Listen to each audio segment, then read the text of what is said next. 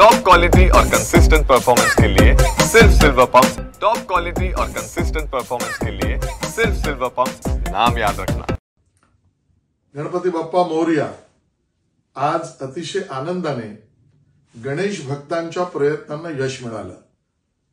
POP वरची बंदी जी पूर्वी घातली होती ती न्यायालयाकडनं राज्य सरकारने सोडवून घेतली। आता त्यापुढे ऐतिहासिक निर्णय आमच्या मूर्त्यांचं विशेषतः सार्वजनिक गणेशोत्सव आणि त्यातल्या आमच्या गणपती बाप्पाच्या मूर्त्यांचं विसर्जन प्रथा परंपरेनुसार वाजत गाजत होणार की नाही आणि बरोबरीने पर्यावरण पूरक व्यवस्थाही निर्माण होणार की नाहीत याबद्दलची शंका दूर झाली। मला स्वतःला याचा खूप आनंद आहे की मी स्वतः राजीव गांधी आयोग जो माझ्या विभागांतर्गत माननीय काकोडकर साहेबांच्या नेतृत्वात त्यातला आलेला अहवाल पीओपीच्या मूर्त्यांना परवानगी द्यायला मदतनीस ठरलाच, पण बरोबरीने दुसऱ्यांदा अभ्यासगट निर्माण केल्यावर पीओपीवर प्रक्रिया होऊ शकते आणि म्हणून या सगळ्याला समुद्र आणि नैसर्गिक जलस्रोतांमध्ये विसर्जनाचा रस्ता हा काढता येऊ शकतो ही भूमिका अहवालातनं मांडली।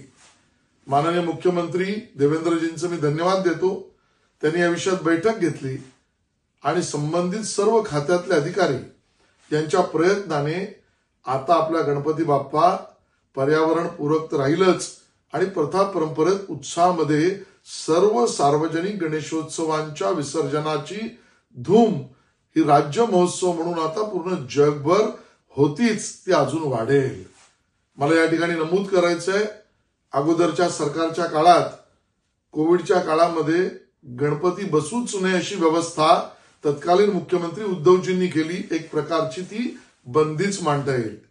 त्या अगोदरच्या काळात पीओपीच्या बाबतीत गैरसमज करून चुकीच्या आधारावर सीपीसीबीच्या गाईडलाईनवर न्यायालयाचे आदेश आले।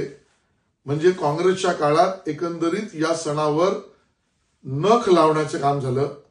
या दोन्ही बंधनातून मान्य देवेंद्रजी महायुतीच्या सरकारने गणेश भक्तांची इच्छा पूर्ण केली आणि आता आपला लालबागचा राजा असो, चिंचपोकळीचा चिंतामणी असो, गणेश गल्ली असो, गिरगावचा राजा असो, उपनगराचा राजा असो, 6 फुटाच्या वरचे सर्व सार्वजनिक गणेशोत्सव दिमाखात विसर्जनाचे सोहळे होतील आणि त्याबरोबर त्या 6 फुटाच्या खालचे आमचे गणपती बाप्पा पर्यावरण पूरक कृत्रिम तलावामध्ये विसर्जन होईल। या आपला सण उत्साहात साजरा करूया। गणपती बाप्पा मोरया।